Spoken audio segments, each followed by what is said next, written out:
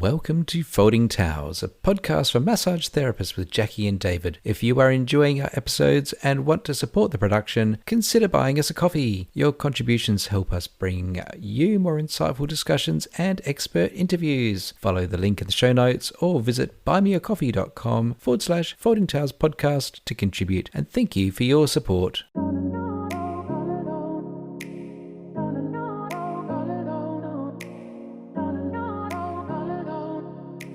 Hello and welcome back to the Folding Towels podcast with Jackie and David. Welcome back, Jackie. I'm here. Yay! Yay! How are you feeling? I feel pretty good. I'm much better. In case you're not aware, I've been sick on and off for the last 2 months. You got slammed. I did, and I really feel like my immune system is absolutely shot to hell at the moment, and I am back to masking all the time and avoiding everywhere all the time because I literally cannot afford another day off work. Hermit life for the win. Yes, it is. And it's winter. So, you know, I don't want to really leave the house anyway because it is freezing at the moment. So, yes. Yeah, more than happy to just sit at home and read a book. Oh, I'm glad to see your face again. Hi, I missed you, David. This is what Jackie sounds like. It's probably pretty terrible. I think my voice is very croaky at the moment. I think you're sounding just fine. Oh, thanks. We have got another needlessly controversial, because it shouldn't be controversial, episode. And it's only controversial because some people get a bit triggered and offended, don't they, Jackie? A few. It is simply called, "Is it really okay to only work with women?" Yeah. We're going to be talking about who you choose to work with and having a women-centered business this week. Yes. Join us, please. Look, I feel that it's not really my place to have a opinion on this, or I do have some opinions, and just to I guess spoiler alert, I am pro. I think it is perfectly okay, but we are going to not just take my opinion on that. Let's explore a little bit about what the law says, look at some current examples, and how you might achieve this if that is your actual desire for your own massage practice. This is sort of maybe controversial. I think there's a lot of massage therapists that are not going to think this is controversial because, like, they're not precious. Well, that too. But when you think about it, and I think I've said this before, and obviously I'm just guesstimating at these statistics, but it's about 75% of our clients are women, and 75% of massage therapists are women. And that obviously is going to differ according to what you do and your location and all that sort of stuff. But that's a rough guide. Like, we're very female-centered as a business. So I don't know. I think we kind of get it already, if that makes sense. Yeah, I think so. There'd be certainly a degree of some who's like, I don't see the need. I will massage whoever lays on my table, and that's completely fine. Absolutely. But there are absolutely legitimate reasons for wanting to only work with women, and we will explore those in the episode. But I think let's just dive straight into the nitty gritty, get the ugly stuff out of the way before we can talk about the fun stuff. And you know that this is my passion, Jackie. What does the law say? I just, in my head now, I'm singing "What Does the Fox Say?" I'm sorry. It's terrible up here, guys, honestly. I would be very happy if the next time I get pulled over by the police, which it hasn't happened for a while, and I highly encourage you, if you're doing an illegal U-turn, not to do it in front of a police car. But if their siren went nin, nin, nin, nin, nin, that would be amazing. That would be funny. That would be really funny. We could say, "What does the fuzz say?" We've lost it already. We have. Oh my gosh. Okay. All right. Back to All reality. right. What does the law say? Well, there's a bunch of laws about stuff like this. So, there's national laws which talk about sex discrimination, disability discrimination, race discrimination, age discrimination. Um, and you've written in our notes, David, that apparently these are managed by the Human Rights Commission. They can. So these are Australian laws. If you are listening in from somewhere else, we are talking from a very Australian perspective because those are the things we're familiar with. And those national laws talk about things, I guess, at a very global level about things that are desirable, that we shouldn't discriminate in a whole lot of areas of life. And some of these relate very specifically to employment, in that, Mm. particularly sex discrimination. A person of any gender should be able to do any job, and that you can't do things like we are hiring women only, or we are hiring men only, or what have you. And really, an applicant could figure out very much whether they're going to be welcome in a business or not. A bit of a harsh thing to say, but it is an individual. You can't classify a person as being incapable of doing a particular job. You just can't do that as an employer.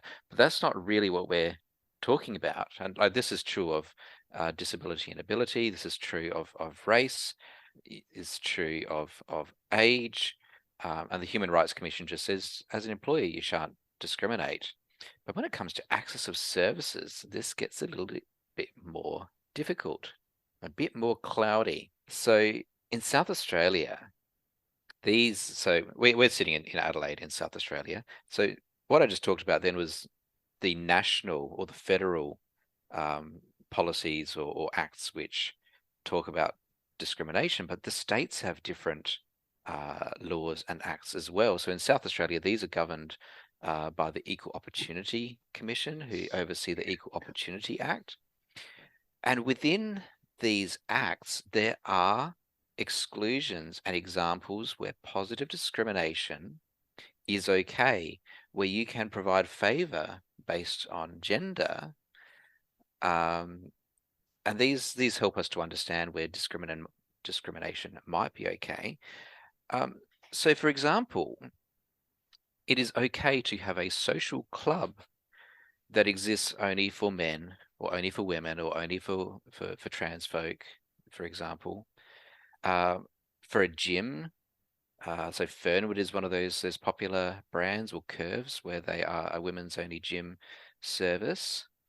There are health services specifically for women because they provide specific services that men don't need. Jackie and I were joking the other day, just earlier, that I demand a pap smear. We were literally just talking about this.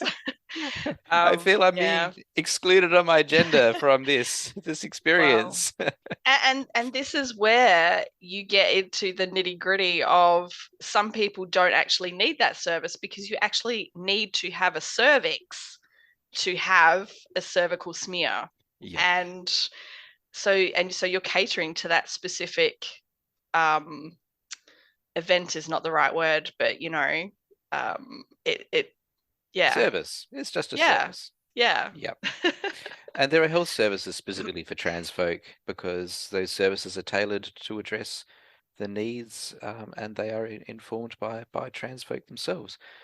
But probably the biggest reason that a massage therapist will want to only see females is because of personal safety. And just to come back to gyms, women's only gyms, not all women want men staring at them as they work out. This is such a hot topic, David. If you have social media of any kind, you know that this is an insanely on topic thing at the moment. Like people are talking about exactly this because I want a gym for introverts. Yeah. Where only me is allowed in there Only at you. one particular point in time. I think that's called in your house. I feel excluded. You've just said that that's what you want. You can't feel excluded I, unless you I banned have yourself. I have one kettlebell. I want access to all the things, but only That's me at a between time. that's between you and you. It's the no David's allowed club. Oh, I don't want men kissing their biceps in front of me and Oh. trying to reach over me and grab the barbell and grunt while I lift 250 kilograms and stuff. Yeah. Yeah. The idea of going to the gym is such a turn off for me anyway. Like I don't want to go and exercise in front of anyone, same as you. Mm, So I do not have a gym membership, so this isn't a thing that actually applies to me. But yeah, I think there should be some services that are women only or men only or trans only or non-binary only. Like it should be a thing. Like especially in some situations, like the gym is a really good one because you know, people take photos of themselves at the gym sometimes or do little videos or they want to record themselves so they can see their form, which, there's not necessarily anything wrong with that. But I feel if I recorded my form, I would come home and I'd just laugh at myself. I have that So like same a little problem. comedy show. Do I really look like that? Same problem here, Oh don't my God, I worry. forgot to do my fly up. Oh my gosh. I think we've got off topic again. Yeah. But one of the reasons which is totally accepted for having a gendered um, business or gendered facility is that around providing a safe space for whoever that cohort is. And that could be a service which targets a particular religious background or a particular ethnic background or a particular gender or ability or disability, because the people there are specifically trained to provide a service in an understanding way that mainstream um, employees, for lack of a better word, mainstream practitioners just may not know as part of their own training. So whether you are providing a service for people who have survived cancer, as an example, or you're providing a service which specifically caters to women and specific needs and things that come up in a woman's life, they are completely legitimate reasons. Yeah, well, if you're a naturopath, for example, and you have delved into the world of perimenopause and menopause, then probably like 95% of your customers are going to be women, hopefully within that demographic of going through perimenopause or menopause.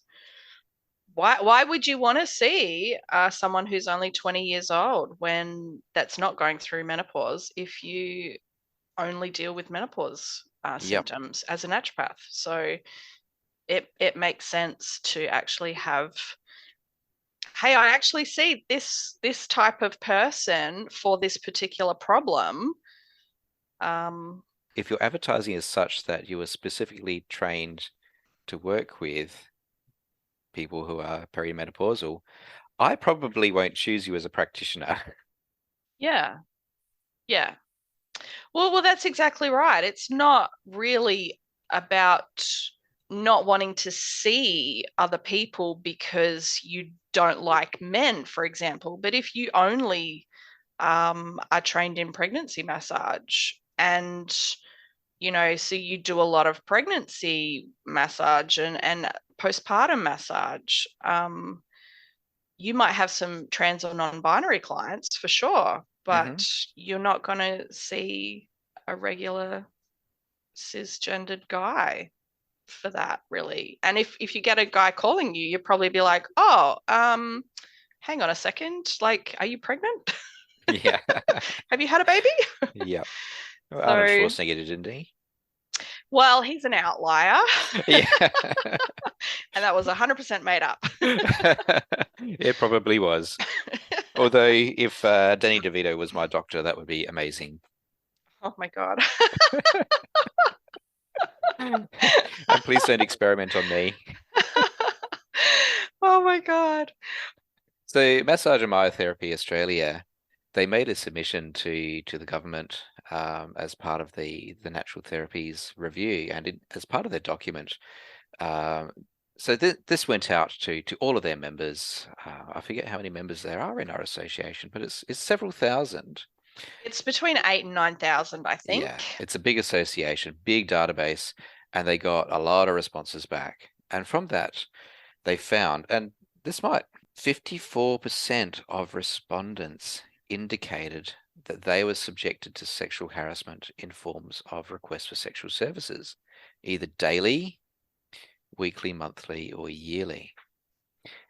I think that Now, number's actually low, it personally. probably is. So this Yeah. relies on people speaking up. Yeah. 74% of respondents indicated that they must regularly take steps to protect themselves and their staff. That's a lot. Well, I think that number does not mean that you have been asked for sexual services or that you have to protect yourself from something that's already happened. It's that I am taking a step to protect myself from it happening, so prevention Mm, rather than, yeah. yeah. 80% of respondents indicated that they believe the services of professional massage therapists are devalued or undermined as a consequence of the confusion between professional and quasi massage services. And respondents' comments provided further insight into the depth and effect that discrimination and sexual harassment may have on professional massage therapists. For example, massage is not sex work. I have undertaken years of ongoing study, and to be represented in this way is degrading. So the evidence in this report indicates that violence against women in the professional massage sector occurs because of the presumption that any woman providing massage is a potential sex worker. Did you fill out that form, David? Did you respond to that? I'm pretty sure I did. Yeah, I did. I remember doing that. Yeah. Um, okay. If we're going to talk about sex work, that is a whole nother conversation. That I think both of us are not qualified to actually talk about because we're not sex workers. Um, but yeah, that's a whole other thing. And I think part of the reason that there is an issue here is because sex work in this country is so stigmatized, and a lot of sex workers have to not actually say that they're sex workers. Well, Like it's still they, illegal in several states. yeah, like, and so they have to try and get business by sort of saying, well, I do this. And like, and there are actually, like, there are people who may or may not be professional massage therapists, so like qualified massage therapists, similar to us, that actually do, I don't know what else to call it, but sexy massage is like that thing that they actually do for work. Mm. And I think the lines are super blurred over this. So because sex work was pushed underground for so long, and massage was the way that sex workers were able to promote this service. And if Mm. you look in the paper, so here in South Australia, sex work is still illegal. If you go to the classifieds section of the newspaper, you'll still find adult relaxation services listed in the classifieds, with people talking about new workers with double D bus size providing a massage service, quite clearly indicating that that is a sexual service. Yeah. However, we've now reached the point where there are a good number of people who confuse massage with sex work, and those are the ones who are asking for that service in a place where that service isn't offered. I would have to say that there are a significant number of those people that are actually willfully ignorant and just don't give a shit Yeah, and just do it anyway. yeah. So, Like I've shared yeah. screenshots from my Google inquiries of people who just like, are you available tonight? And will you do Yeah. male to male body slide massage? And Ooh, No. fun. Why are you turning that down, David? Honestly. Jesus. Yeah. Oh my God.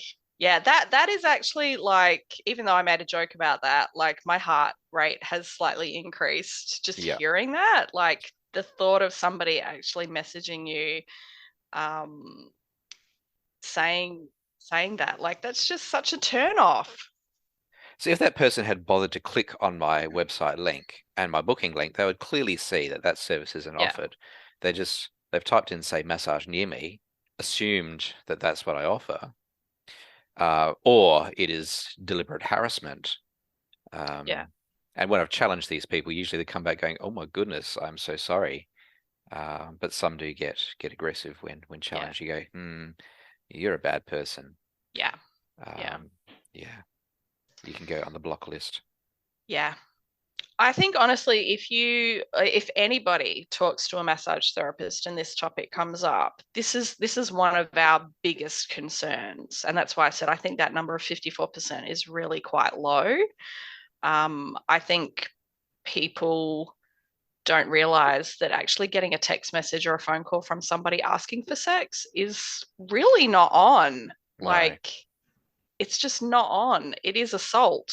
Mm, And so maybe they haven't considered that. And again, like, not to harp on about this situation because it is a whole topic in itself. But this is such a huge thing, and this is one of the reasons why, as massage therapists, that we talk about it because it's happened to all of us, really, mm. and it's something that a lot of us, especially working in very small environments, it might be just you there by yourself a lot of the time. Yes. You know, safety is a really big concern. Yes. Yeah, And let's face it, massage is not a life and death health service. no, It's different if someone was going to a hospital and being discriminated against, or going to the doctor, being discriminated against based on gender. That's different. Massage is not a life-saving service. And if you are working from home, it's not just about working on your own. If you're working from home, you can control who you let in your front door. That is okay. yeah. And especially if you have had bad experiences, you probably don't want to work with someone who may be seen as a risk to you. Yeah. And again, this is a conversation that comes up again and again and again. Like, is it okay? Like, or did this is we get screenshots in the Facebook groups all the time. Is this guy being a creep? Like, is this message giving anyone else red flags? Or, like we see it all the time. And if you work by yourself, honestly, you don't want to be assaulted at work because then that makes you feel like shit. It makes the work environment feel like shit. And if it happens at home, your home is going to start to feel unsafe. One of So, the legislations that trumps the Discrimination Act is the Work Health and Safety Act. And you have a right to feel safe at work. okay. That is legislated. You have the right to feel safe at work. And you can take the steps that you need to take to be safe in your workplace. It's not just if you work for an employer. If you are a sole trader, you are a personal business or undertaking a business, you have a right to make your own safety as well, and that includes controlling who comes through the business.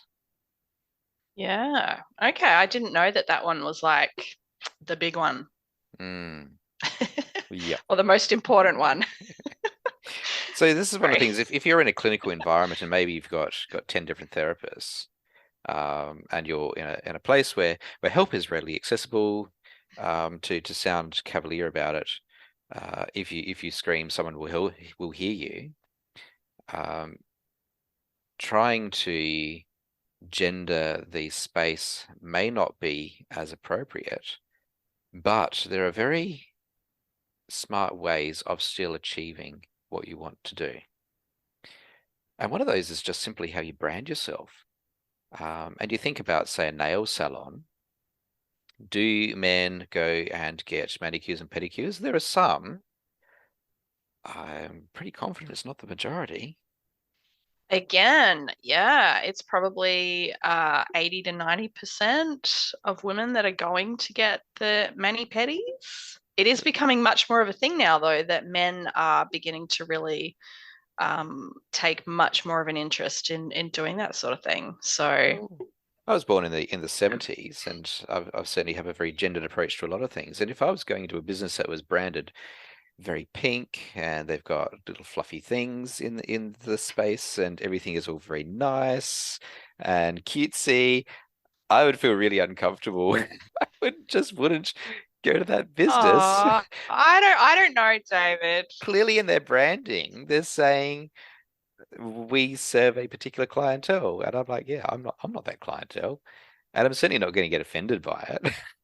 This is why this is not a singular topic, like or even a binary topic. Like this is um you've got so many aspects to this. Like a lot of people are not self-aware as well. Like they might just completely miss the mark on some of that branding. They just might not be aware of some of that stuff. And this is where um, things can happen where you get somebody who actually messages you and they might ask for, hand relief or whatever, but they might actually be not a creep. Like Mm, they might just be missing intimacy. Maybe they've really yes. missed intimacy and they're just not technologically savvy. They don't know how to find somebody that does that. Like Mm, it has happened. And I'm not excusing anyone. It really shouldn't happen. But there are older folks out there that are just really shit at finding stuff on the internet. yeah. I'd certainly rather be asked up front through Oh the yeah. phone or by text message or email than when they're already on the table. Yeah. And let's face it, the work that we do, it is intimate. And let's put clear definition that the word intimacy does not mean sexuality. No. Like the person is unclothed usually, and your work involves touching that person. There's so much trust involved, really, Yeah, in giving a massage. and There is. vulnerability. Yeah. Yeah. Yeah. And the Yeah. word intimate actually doesn't refer to sex. Like in the No. actual definition, it's that vulnerability and trust that we just mentioned. So Mm, yeah. yeah. And there's cultural reasons why.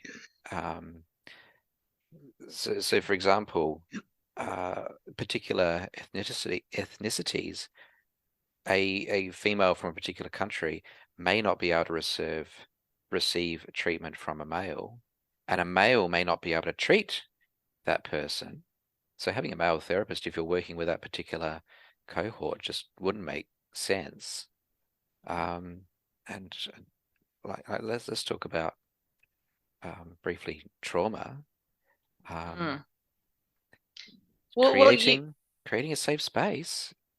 yeah, Yeah. yeah. You've mentioned religious and cultural beliefs, but yeah, trauma is also something that people discount. If you've been sexually assaulted in the past or even just assaulted, you might be very, very cautious about who you see. You might really want to find a really super safe space where you have an immense amount of trust in your Mm. therapist.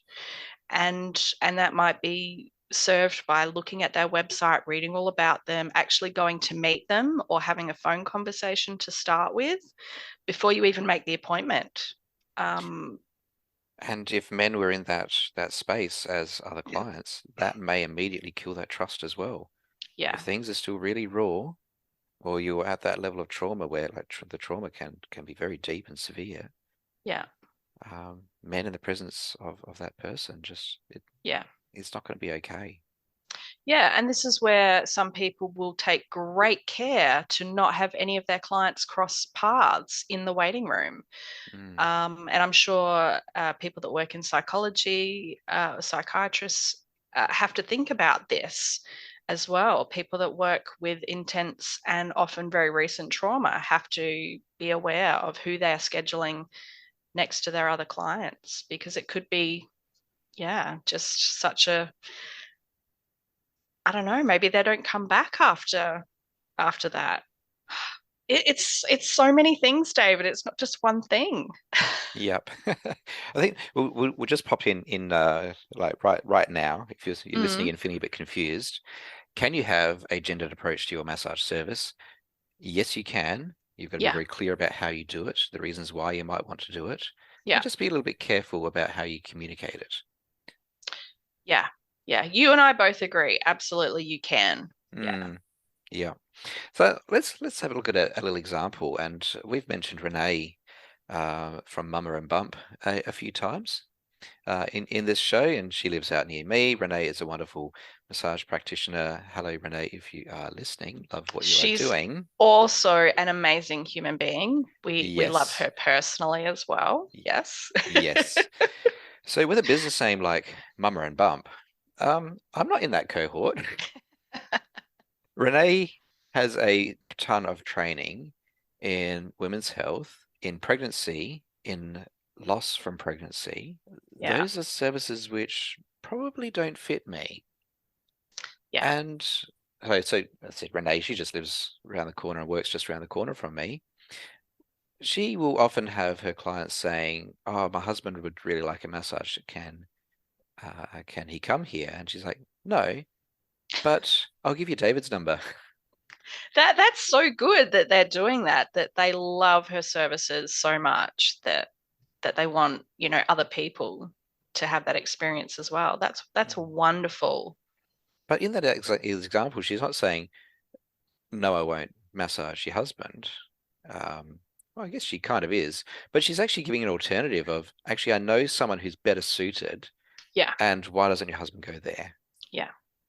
Well, I think you talked about before, David, it might have been in the conversation that we had before we started recording about how um, there's not just one or two massage therapists in the state. There's hundreds of us. So you Correct. can literally decide, oh, that person's website, oh, it's really not vibing with me. I'm gonna check out this other person, and I'm gonna try a few different places. So if you're seeing all that information from a therapist, you can go elsewhere. So what we're both saying is it's super important to actually have your branding correct and say, well, I only deal with clients that are going through perimenopause and menopause. This is the people that I love to see, and if you have perimenopause symptoms, please come and see me, And or pregnancy or whatever. you yep, know yep, yep. There's a lot of things, and yeah, the way that you brand, the way that you display yourself, the way you communicate your message. I think if you were to stick on your website, women's only massage, I don't think you'd actually get any backlash either, unless it's from someone who's a willful troublemaker. Yeah, yeah, I agree. I would say that you could, again, not a lawyer, not an expert here, but you could say this is a women-centered space. This is a I probably wouldn't put on your website, I don't see men, um, because that sounds a bit awful, and also it's then going to bring men to you. Mm, But saying I'm a woman-centered business, I'm a pregnancy-centered business, I'm a menopause-centered business, or whatever the thing is, that's probably going to be okay. Like it feels okay to me.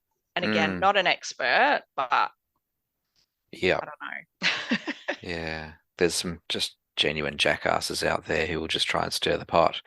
Yeah. And I demand to be served in your business, and this is discrimination that I can't be. I think that morally you would have the upper ground. Um, Does anybody want to see a client that is behaving that way? no, I'd just say it sounds like we're a bad fit. I've denied Yeah. care to people in the past because they didn't make me feel safe, or I just thought, no, you know what? I really don't want to work with you, and I do business with people who I vibe with. Yeah. Yeah. That you might actually not care who's on your table. Like that's totally fine. Um, you might not even have any say over that really if you work in a larger business and you're not in control of who makes the booking appointments and all that sort of stuff. Mm, So there are different things to consider in this situation. But yeah, I wouldn't want any grumpy, oh, you're going to see me or else. No, actually. Mm. Look, I'm going to give an example which is a little bit different, but kind of the same. Um, so Jackie, do you Google people's names when they've made a booking with you for the first time? David, sometimes it depends. Yep. It So depends. I had an example where I had a brand new client and I Googled their name and they came up as a registered sex offender. Oh, Um, and it was for, and then there's news articles that you find, and it was for um, child exploitation materials. And I have quite a strong stance around child safety. Comes from a few other backgrounds, as well as having those policies quite clearly stated on my website that I work with children. So from time to time, it doesn't make sense for me to provide service to someone who has knowingly and willingly harmed a child. And I called that person and said, I'm cancelling your booking. And they did get quite angry at me. So you can complain if you like. I'll give you the number of the of the place that you can complain to as well, and just see yeah. how far that takes you. But I'm not working with you because it's come to my awareness that you are a registered sex offender, and your values don't fit mine. Wow. Okay, I was not expecting that story. Oh, controversy. Yes, but you do have the right to deny a service based on your business values as well. Yeah, that's interesting, isn't it? I have actually Googled a few people, but I also will not happily because I don't like to make phone calls, but I will call a person if I feel the need to, and talk to them about what their expectations of the session. And so, like, I have for first time appointments, I actually have set up so that they have to fill out my form online and they have to pay me online as well. So I feel like that weeds out a lot of people. Um, but I have called people, and I'll be honest with you, I can't remember actually calling any women to see what they have wanted. It's definitely not all men. Well, I think let's just face it, violence against women by men is a big problem. It is. Or do women cause harm against men? Sometimes, Oh, absolutely. but the Yeah. majority of cases that we see coming through the courts is Yeah. men who have harmed women. Yeah. Well, Yeah. I take my own safety very seriously, and I want my workspace to remain a beautiful, calm, really lovely space. And I want to feel safe there. And I do feel safe there, but I take those steps to protect that safety as well. And that means sometimes calling people, and it means sometimes asking the hard questions. And I have actually said to people, are you looking for some kind of sexual activity? Because it's not what I do. And yeah, if they say yes, then I'm like, okay, well, that's not me. So appointment Mm. cancelled. Goodbye. At least we know now. Yeah. Yeah. I Yeah. don't I don't want to have to throw somebody out when they're standing 2 feet from me. So much better to make the phone call. Mm. Ugh, we've got off topic again, David. We have a little bit. We've gotten heavy again. We And, have. Oh my but there God. are legitimate reasons um, about why you would consider seeing only women. Yeah. And with 74% of our workforce being female, and probably a clear majority of clients also being female, is not that big of an audience who's going to miss out. You just want to be really clear about why is it that you only want to see women? Have you undertaken special training around working with particular injuries? Maybe you want to work with female athletes, for example, and there's some things that female athletes experience that male athletes just won't. There's there are a whole gamut of things why being a, here's the word, Jackie, specialist in You working love with it. women is going to be a great business decision for you.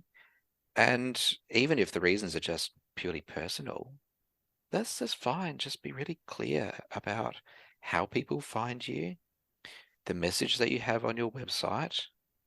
Um, if you do have a website, maybe people are only able to book with you by telephoning in first, and they can't just book willy-nilly online, Mm, and you have the opportunity to screen them. Maybe only take new clients based on recommendations from people you already know, so they vouch for a new client coming in. There's a whole bunch of ways that you can achieve what you're looking for without coming across as, I hate men, I don't want to work with men, I never want to work with men. And that sounds dramatic, but that is how the modern day feminist would be portrayed by the shit staring male. mm, definitely. Mm, Um, I have a story about professionalism and communication, David. Do you want to hear it? yeah, yeah, yeah. Let's hear it. Okay, I'm just going to start this by saying I come off really bad in this scenario, Oh no, but Jackie. okay, maybe not really bad, but Did you um, go to Reddit and type in, "Am I the asshole?" no, no, I do not have a Reddit account.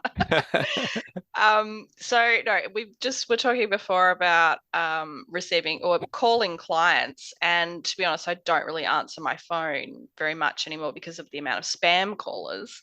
But I had answered my phone on this particular occasion to a client wanting to book an appointment, but they had basically opened the conversation with asking for a sexual service. And I just, in that moment, got so annoyed that I can't remember exactly what I said, but it was something like, "Do you know anything about my business?" or something like that. And I just yelled it down the phone at him. Like I just instantly got to this place of pure annoyance. And I was like, why are you wasting my time? Because I'm a sole trader. I literally do all the things, wear all the hats in my business. So I don't have time to just answer random phone calls from idiots. And I I immediately like I think he hung up on me or he said like, okay, sorry, bye, whatever. But I just immediately was like, oh God, that was just not professional at all. It Hmm. was just, instant regret.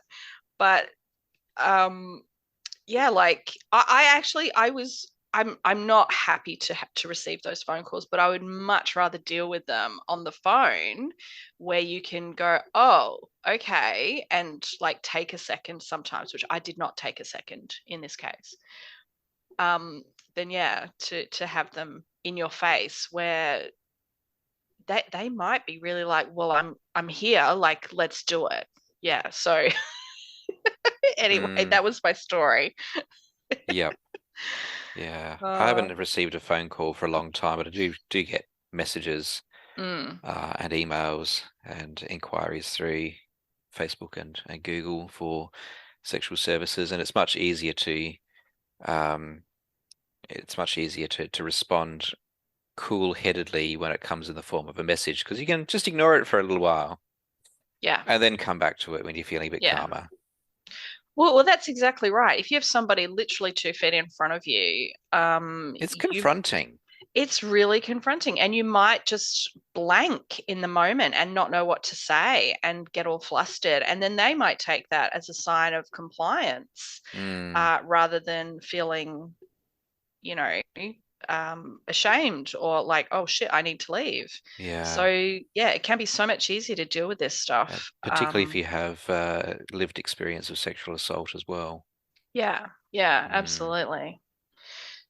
Um, yeah, I think, like you said, having a really great niche or having a really great message, um, and having a lot of training in that maybe specialist area, whatever it is really going to bring the people to you that you want, rather than actually excluding the people that you don't want, if that makes sense. Because you don't want to go around saying, oh, but I just don't see men. Like, I just don't. Yeah.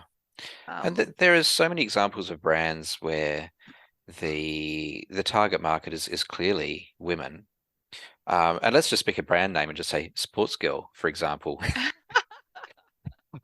I would see that business name and go, well, I'm obviously not going to get tracksuit pants for me there. Probably not. I mean, you could, but probably not. And so your branding, your message, the imagery that you use, and then if you are advertising, say through social media, if you're paying for advertising anywhere, now in 2024, and we have been able to do this for many years now, is actually pick the market that gets to see that image, that marketing message. If you only want to work with women, then marketing at a wide market, including men, just doesn't make sense. Yeah, definitely. It's been quite a while since that we've been able to do that. Like, I remember I haven't done ads on Facebook for a long time, but yeah, you've been able to choose your target audience on Facebook for many years. Mm, Yeah, yeah. definitely. And if you wanted to go down that branding path, there are so many brands that only work with women. So clothing is very easy to single out. You go to cosmetics, for example, although the male cosmetic market is growing quite rapidly. But again, those products seem to be targeted to men only or women only products. And there are services which are quite clearly aimed at a particular gender only, and that is completely within the realms of the law. Yeah, absolutely. I don't know if this might be a good example or not, David, but you know where I work from, I'm actually Yes, upstairs.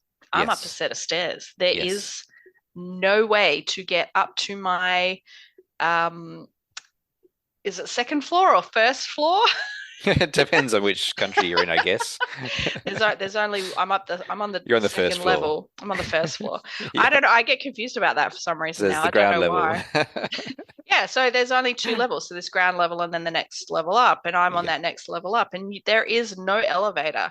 There is no way to get up except those stairs. And so while I'm not actively trying to discriminate against anyone that may or may not be in a wheelchair or have issues with getting upstairs, by choosing that first floor level where I knew going in that there was only stairs to get up to the next level, I've narrowed my field of market, yeah. as it were. So yeah, and it's from the buildings from the 70s. It's actually in fairly good condition considering it was probably Mm. built in the late 70s. Yeah, I It's as like it. old as me, David.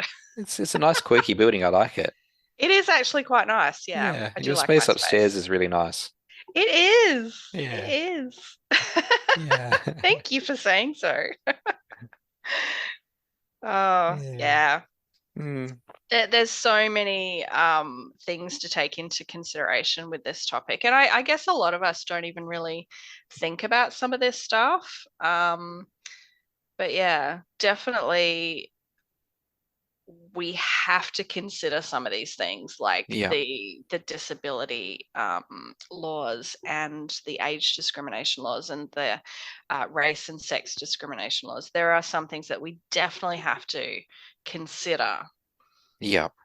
Yeah. And I would encourage you, just like if you are uncomfortable in treating a particular condition, because you can't be an expert on everything, having a good referral network and providing a person with a name and number of who to call where they can receive good care for that injury or condition. In the same message, if you choose to work with a particular gender, and well, you're likely to get inquiries from people who are outside of your target market. Having the name and number of someone to refer to and saying, "I'm sorry, I can't help you. However, I know someone who can." This is such a great example. Yeah, absolutely. Having a little network, even if you don't necessarily know the therapist that you're referring to, but if they have all over their website, hey, I see this person and I do this, and you know exactly what they're about, and you're sending them the exact person that they are saying that they want to see, yeah, absolutely. Well, my little tip to wrap up the episode with, and this is aimed at those who might have online bookings and are having issues with men booking in to see them. Turn your online bookings off, accept new bookings only via phone call and email or text message. And your simple response can be, I'm sorry, I'm fully booked. Try this person. Yeah. If you're worried about confrontation of saying, I'm sorry, I only work with women, and you're worried about some people can be very difficult and they can get unnecessarily lippy. The response, I'm sorry, I'm fully booked. Try this person. It's a very polite way of sending them on their way. Mm-hmm. That's it. That's a good strategy. Definitely if this is a problem. Yeah. Might be something to consider doing for a little while. Yeah. But then, David, do you have to look at your SEO? Do you have to look at the words that you're using in your marketing and on your website? Yes. Because if you're talking about how you are not a sexual service on your website, guess what's going to happen? Mm-hmm. Google looks at those words and says, "Oh, sexual services. Yes. Let's send this out into the world." Yes. So you have to be so careful about the language, because Google doesn't actually care what you're saying. It's just using individual terms. And don't advertise on Gumtree. Yeah, no. Yeah.